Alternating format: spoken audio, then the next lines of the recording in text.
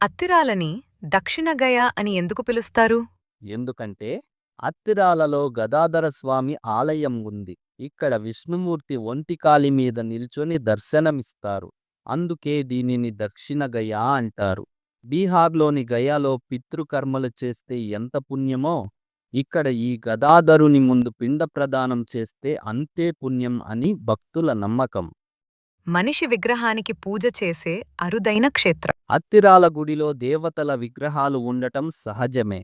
కాని ఒక మనిషి విగ్రహానికి కూడా పూజలు జరగడం చాలా అరుదు. ఆయన పేరు ఏకతాతయ్య.